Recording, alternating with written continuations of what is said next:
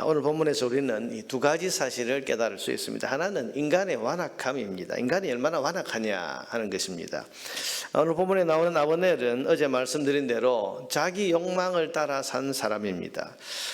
사울이 죽었을 때 그 아들 이스보셋을 이 아브넬이 왕으로 추대한 것은 사울에 대한 충성심 때문도 아니고 또 하나님의 뜻을 따르기 위함도 아니라 순전히 권력에 대한 욕심 때문이었다는 것을 우리는 살펴보았습니다. 그러면 이 아브넬이 다윗을 왕으로 세우시려는 하나님의 뜻을 몰라서 그렇게 했느냐?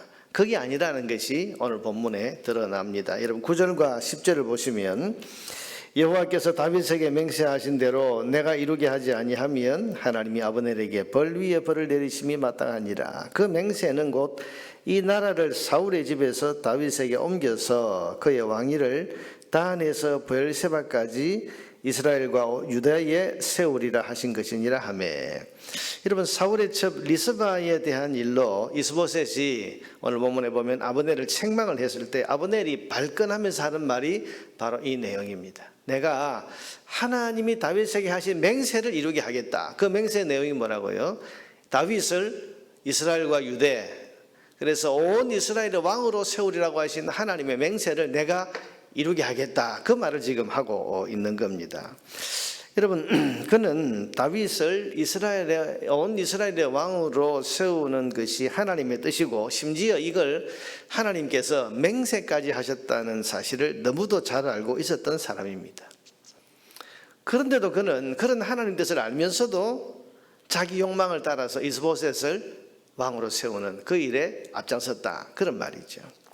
여러분, 하나님의 뜻을 명백하게 몰랐다면 모르지만은 분명히 하나님의 뜻이 뭐고 하나님이 그 일에 대해서 다윗에게 맹세까지 하셨다는 사실을 잘 알고 있으면서도 어떻게 그 하나님의 뜻과 반대되는 행동을 할 수 있을까?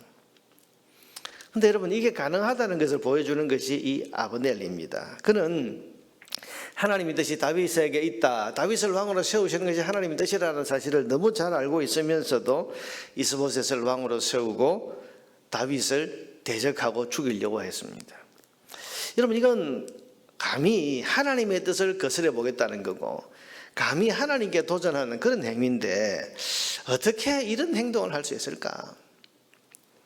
그런데 여러분 이것이 바로 사람이 가진 욕망의 힘이라고 할 수 있습니다.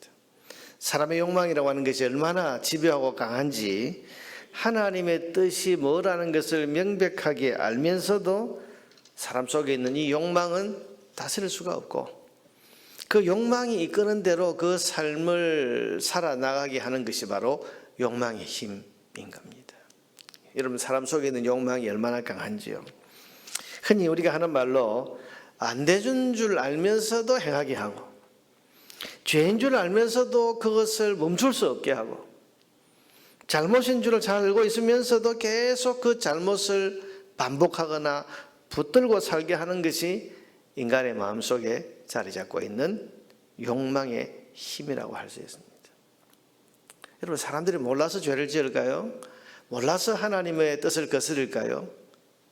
그것만은 아닙니다. 몰라서 그런 경우도 있겠죠. 그런데 그게 아니라는 것을 오늘 아브넬은 너무 잘 보여줍니다. 아니 하나님이 다윗에게 맹세까지 하신 것을 아는데 여러분 하나님의 맹세까지 하신 것을 아는데도 불구하고 지금 다윗을 대적하고 이스보셋을 왕으로 세우고 이 자기 안에 있는 욕망 이게 하나님의 뜻을 아는 그 지식을 넘어서 버리는 거죠.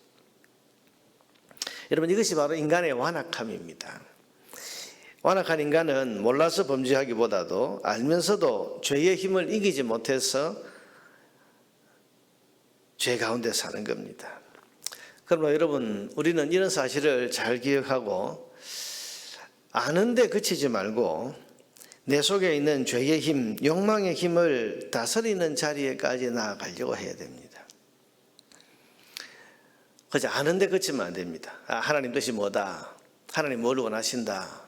혹은 성경 지식을 내가 이럴 땐 이렇게 하고 저럴 때 하고 성경적인 지식을 내가 알고 깨닫는데 만족하면 안 되고 내가 알고 깨닫는다고 해도 내 안에 있는 죄의 욕망이 그런 지식을 깨트리고 부수고 나올 만큼 강하다는 사실을 인정하고 내 안에 있는 죄의 힘, 욕망의 힘을 다스리는 이런 자리까지 나아가야 됩니다. 여러분, 죄의 힘, 욕망의 힘을 다스리기 위해서는 어떻게 해야 됩니까? 우리가 더 강한 결심을 해야 됩니까? 우리가 더 강한 마음의 어떤 그런 각오를 해야 됩니까? 우리는 각오와 결심도 중요하지만 그것보다 더 중요한 것은 겸손한 마음으로 성령님의 은혜를 의지하는 것, 그리고 성령의 은혜를 의지하면서 기도하는 것입니다. 내가 내 안의 욕망을 내 의지로 한번 다스려 보겠다. 실패합니다. 베드로의 강한 의지, 모두가 다 주를 버릴지라도 나는 주를 버리지 않겠습니다. 내가 죽기까지 주님을 따르겠습니다. 의지가 강했습니다. 그런데 자기 안에 있는 이 살고자 하고 있는 이 살고자 싶은 그 본능, 이건 결국 자기 의지를 깨버리지 않습니까? 우리가 의지가 약하다는, 내 의지와 내 결심이 참 약하다는 사실을 우리는 알아야 됩니다. 그리고 오늘 아브넬처럼 하나님의 뜻을 내가 아는데 그쳐서는 안 되고 그 하나님의 뜻에 순종할 수 있는, 그래서 죄의 욕망을 다스리고 순종할 수 있는 자리까지 나아가려면 우리는 우리 자신의 연약함을 인정하고 우리의 완악함을 고백하면서 성령님의 은혜를 사모하고 기도하는, 이것이 우리에게 무엇보다도 필요합니다.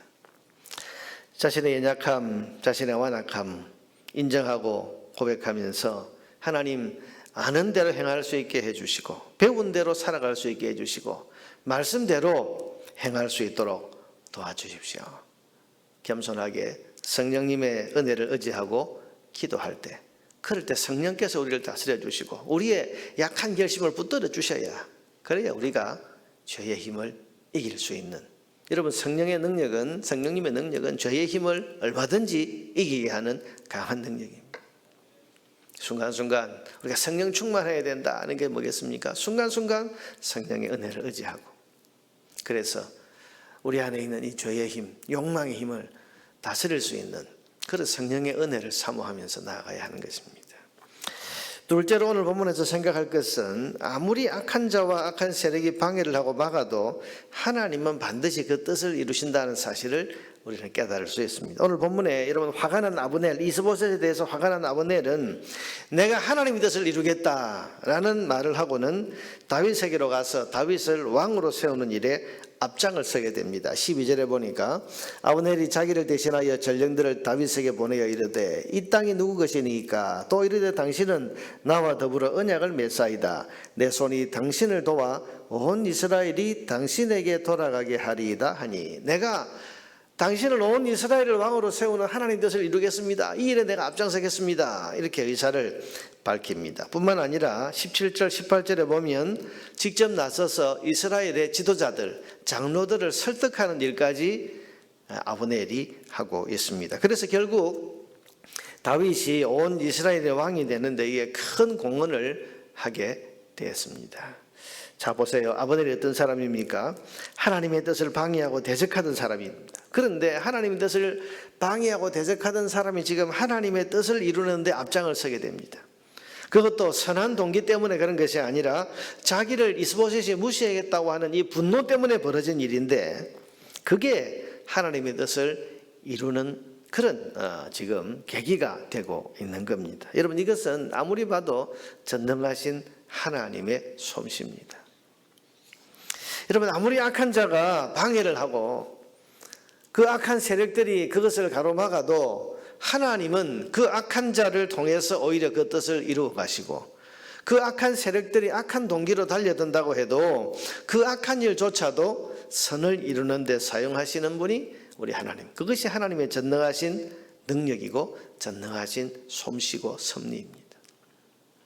여러분, 우리가 성경을 읽다 보면 항상 선한 동기, 선한 사람만 하나님 뜻을 이루는 게 아니죠. 악한 사람, 악한 동기로 무슨 일을 했는데, 심지어는 하나님을 대적하는 일을 했는데 그 일이 결과적으로는 선이 되고 유익이 되고 하나님 뜻을 이루는 그런 일이 되는 것이 성경에 보면 많이 나옵니다. 그게 다 뭐죠? 우리 하나님이 이 모든 악한 것까지도 다스리신다. 그래서 하나님 뜻은 반드시 하나님이 이루신다. 심지어는 악한 자를 사용해서라도. 그래서 우리가 합력해서 선을 이루신다는 말을 하는데, 그게 그거 아니겠습니까? 그러니 우리는 이런 하나님의 섭리와 능력과 경륜이 있다는 사실을 믿고 모든 일 앞에서 감사하고 찬양하고 하나님께 영광을 돌리며 살아야 하는 것입니다. 아무리 어려운 일이라도, 아무리 힘들고 아무리 험악한 일이 있다고 하더라도 하나님은 이것을 바꾸실 수 있다.